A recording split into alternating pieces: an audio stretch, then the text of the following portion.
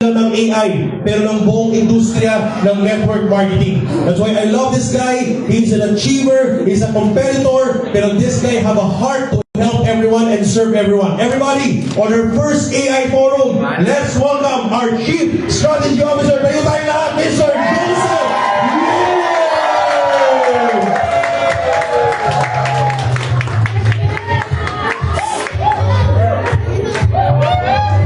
Yun, palapakan mo natin our COO, Mr. Vico Inson. Yun. Sige po, tubog mo kayo. Nagulat ako, daming tao sa labas. Meron po bang first time po akong nakita? Pwede po ba? Seryoso. Okay, sir. Okay, formahan natin na. Anyway, kagagaling lang po namin kanina sa Dusit Hotel. Actually, natulog kami kanina, gusto mga 3 ng umaga. Tapos may meeting kami sa Dusit ng around 9 ng umaga. Natapos kami mga 1:30 na. Almost 4 hours po yung meeting. Ang pinag-usapan po, napakasimple lang. Ang alam natin, pag sinabing network marketing, kailangan kayo mapagod, mapuyat, walang tulugan, magsakripisyo para ka maging successful.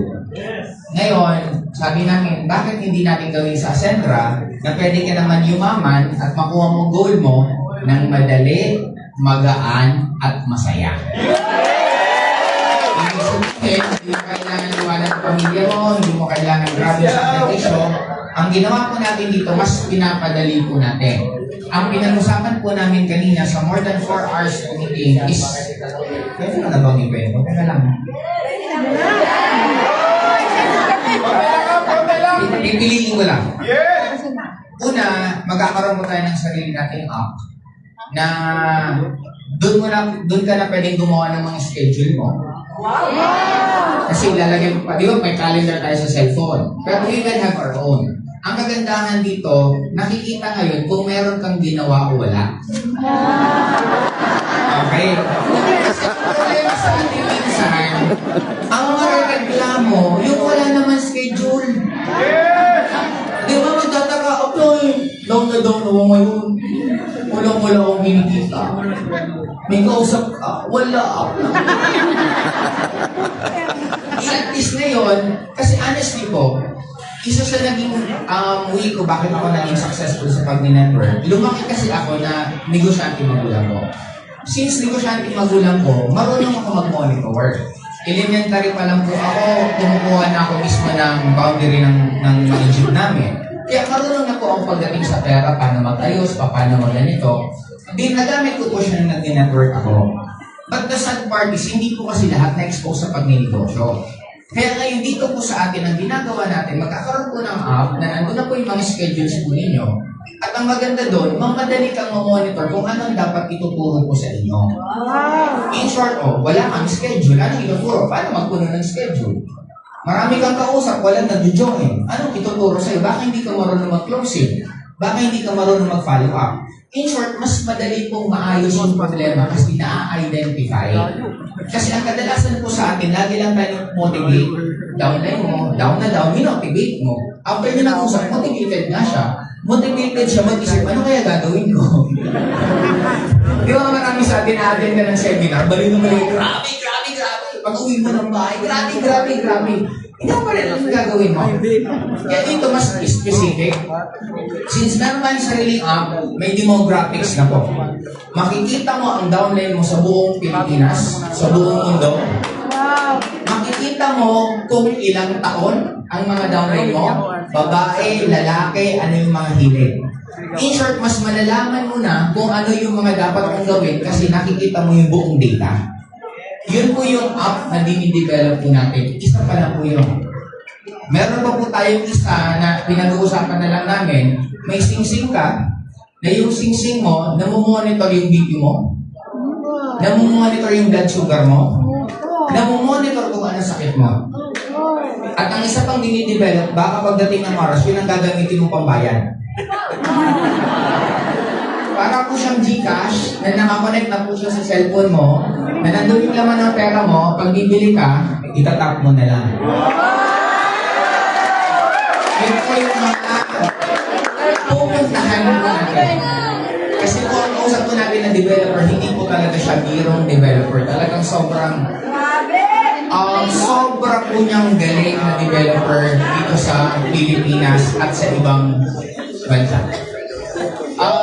Hindi ko po pwedeng makwento lahat kasi gusto ko namin sa Ascendra, mauna mo nang magawa bago namin ito.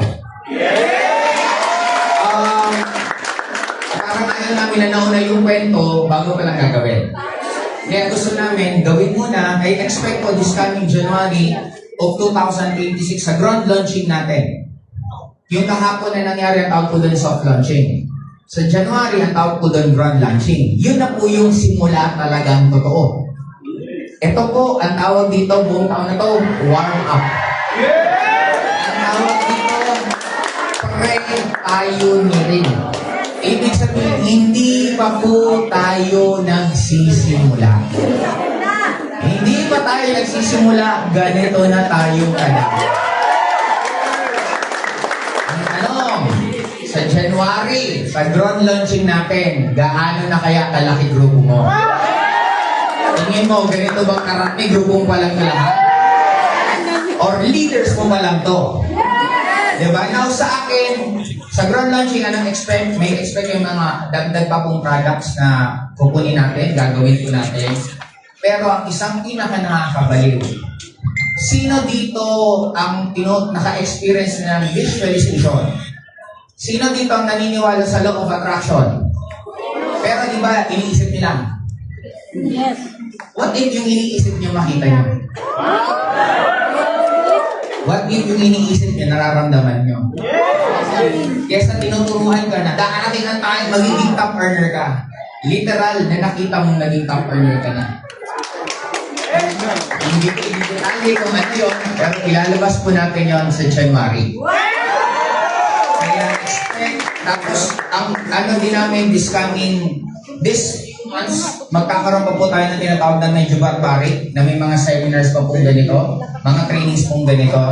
But by bare months, lahat na po yan nasa app. Yung mga training para kapag manood, nasa app na po yan, para pwede mo mapanood, makita kung kailan ka available. Hindi mo na kailangan bumiyahe ng bumiyahe para hindi ka na traffic, dumadagdag pa tayo ng traffic sa EDSA, diba? Kaya it will be more online na po lahat ng mangyayari po sa atin. Ito mga ganito siguro para magkita-kita na lang tayo ng kuminsan-minsan. Pero the learnings, the trainings, lahat po nasa app.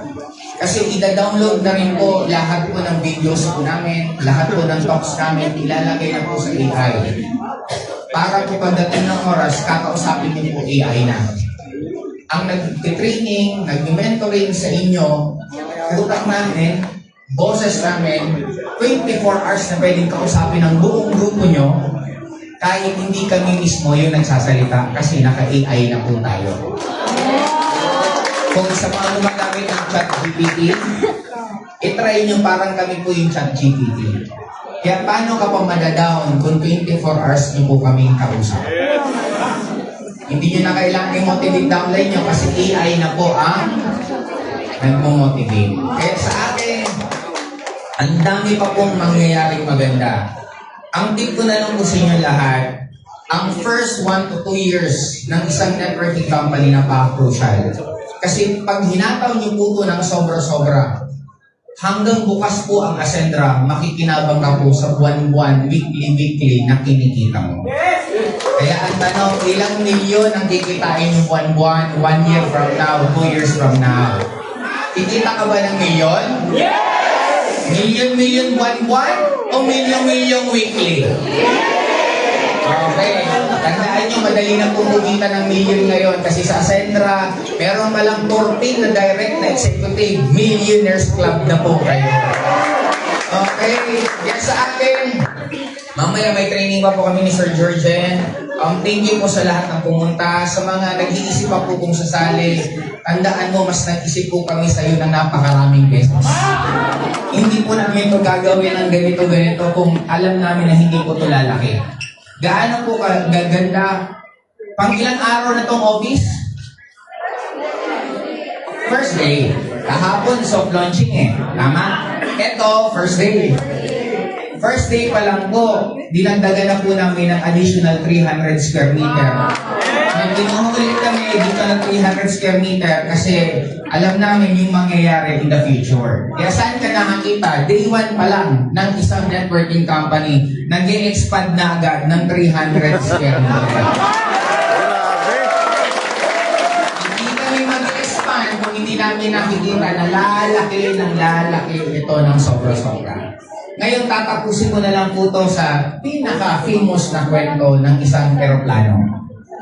Isipin niyo po ang Ascendra is eroplano. Lilipad po siya. Kayo, pwede kayong sumama, pwede kayong mag-iwan. Pag sumama kayo sa eroplanong palipad, ano mangyayari sa'yo? Lilipad! Pag hindi ka sumama sa eroplanong lilipad, ano mangyayari sa'yo? Now, kayo po sumagot.